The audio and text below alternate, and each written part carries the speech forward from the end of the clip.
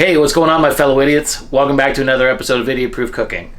Now, I can't believe it, but the channel is a year old now. We've been making idiot proof recipes for a year now, and look at all of you idiots watching my channel.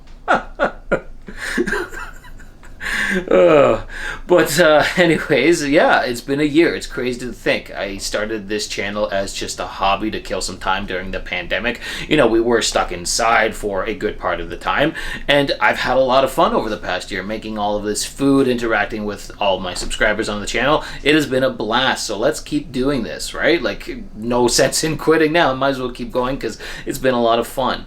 Now, speaking of the channel being a year old, I've gone back a couple of times as just an exercise in embarrassment, and I've watched my first video that I made way back in April of 2021. It was a Chicago deep dish episode, and I really didn't know how I wanted the channel to be. Like, we originally had it where Meg was filming and moving the camera for me, and I was talking like in person live and explaining it, but we learned pretty quickly that with Rose being Rose, and we have 3 hound dogs, that our life and our house was just way too loud and way too chaotic to film like live and me explain everything. So we ended up filming that episode, and then I just voiced over the entire thing because there was so many interruptions. Rose with her hands up there, gimme, gimme, gimme, our dogs barking.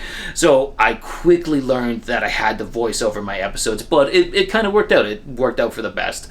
And then, you know what, with Rose's little brother JP coming along, the house just got even louder. So it just made sense to do voiceover. But with that in mind, I wanted to go back and redo my first episode, Chicago Deep Dish. I figured, with the first episode, go watch it. I'll throw a link in the description. It's kind of embarrassing, like it's a really awkward video, but hey, the pizza was good, so I wanted to remake that episode now that the channel is 1 year old, and I'll show you how to make a Chicago deep dish. It is super tasty, really easy. You can just make it in a 12-inch cast iron skillet, and let's go from there. So let's get into it.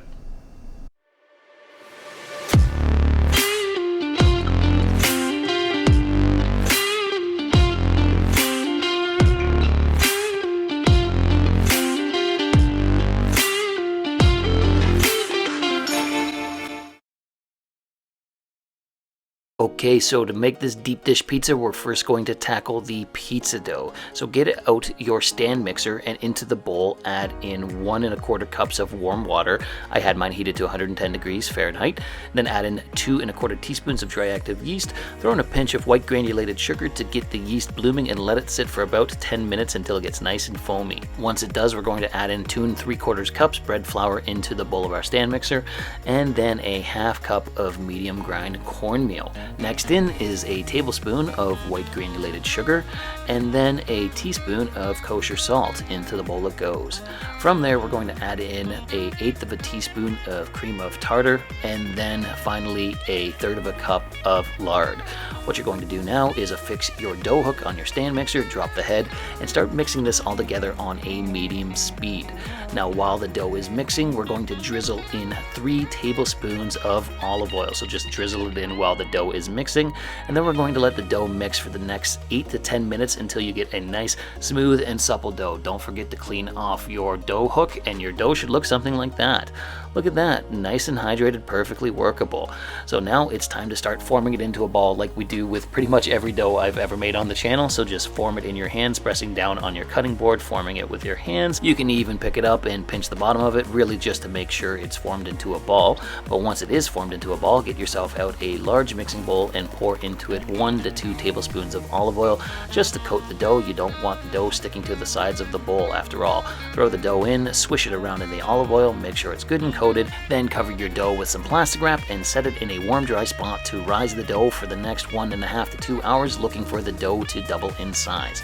Now, while the dough is rising, let's make the pizza sauce. So in a frying pan on a medium heat on your burner, throw in a whole pack of bacon that you've diced up into little strips. And then we're just going to fry the bacon for the next 3 to 5 minutes until it's cooked.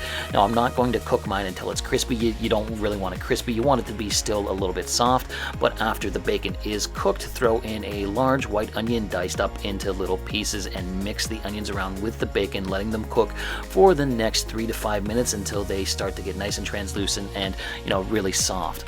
After that's done, we're going to add in some garlic. So I'm going to add in 3 cloves of freshly crushed garlic. Don't forget to scrape your mincer so you get all of that extra garlic. And then we're just going to mix the garlic in with the bacon and onions, cooking them for about a minute. After that, we're going to add in a whole 6-ounce can of tomato paste, and I'm going to stir that all in with the bacon and onions and garlic. Just let it fry for about a minute or two, just to let it cook a little bit. And then once that's done, it's time to add in our San Marzano tomatoes. So I've got a 28-ounce can of San Marzano tomatoes here, and I'm just going to crush them with my hand because I want some larger chunks of the tomato in the sauce. Now you can blend these all up if you want them to be completely pureed, or you can even use crushed tomatoes, but I wanted like larger pieces of the tomatoes in the sauce. So crush them by hand and make sure to pour any leftover tomato juice into your frying pan. And then it's time to start adding some spices, starting off with a good shake of red pepper flakes, and then a tablespoon of dried basil, and then a tablespoon of dried oregano. Next in is a tablespoon of white granulated sugar to cut down on the acidity of the tomatoes. And then last but not least, a few good twists of freshly ground black pepper. Get your spatula and mix all of the spices in with your pizza sauce to make sure they're nice and thoroughly incorporated. And then we're just going to let the pizza sauce simmer on a medium heat for the next 25-30 minutes to let it thicken up. You want it to thicken up a little bit, so just let it simmer like I said. Now if you time it perfectly with making your pizza sauce, by the time it's done, your dough should be ready to work with. So after 2 hours, as you can see, my dough has risen quite nicely here, so take off the plastic wrap and give the dough a little punch to deflate it. There we go.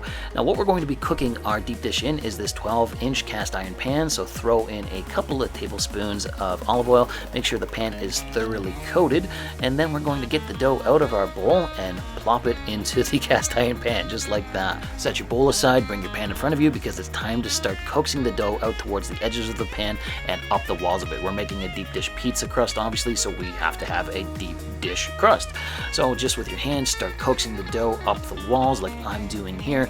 Now what you might find is the dough is a little bit stretchy and it'll fight you and it doesn't want to stay up the sides of the pan. If that's the case, just cover it with plastic wrap and let the glutens relax for like 15 to 20 minutes.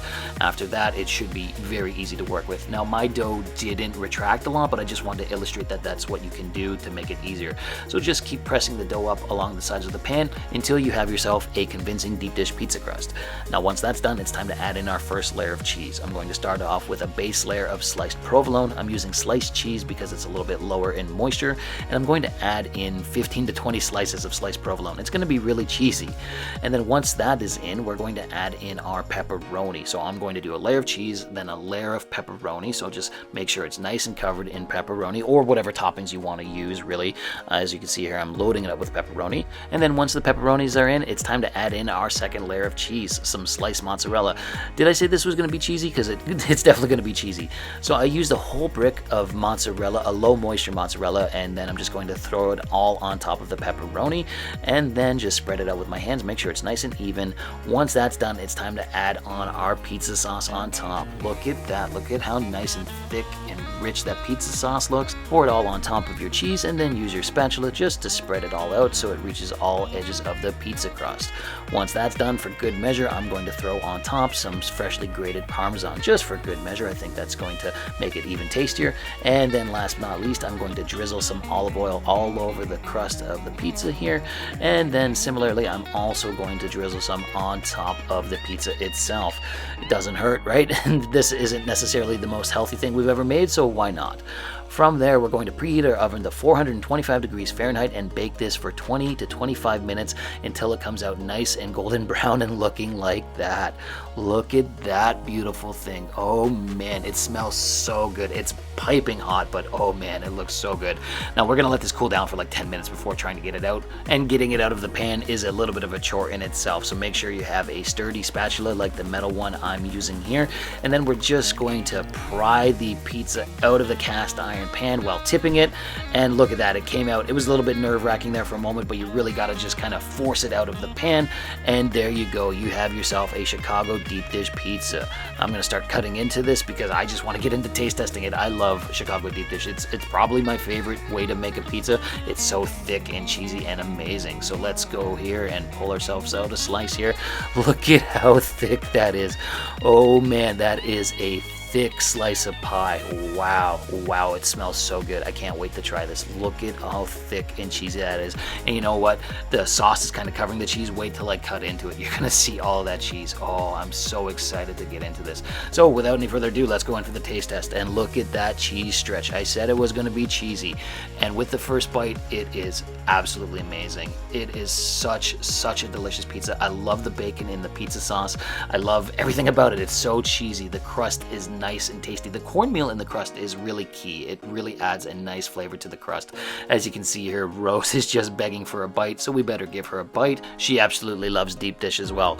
But that's the episode, guys. This was a lot of fun to make. It's funny looking back at my first video when I made a deep dish and then making it here again. I can't believe it's been a year with the channel. It's crazy how time flies, and it really is true that time flies when you're having fun, and I've had a lot of fun making these videos over the past year, and so I'm just gonna keep doing it, you know, like let's see where the channel ends up. But you know what, that's the end of it, and I hope you really enjoyed it. If you did, why don't you drop me a comment, like the video, or even subscribe to the channel. Thanks again for watching Indie Proof Cooking, and we'll see you again soon.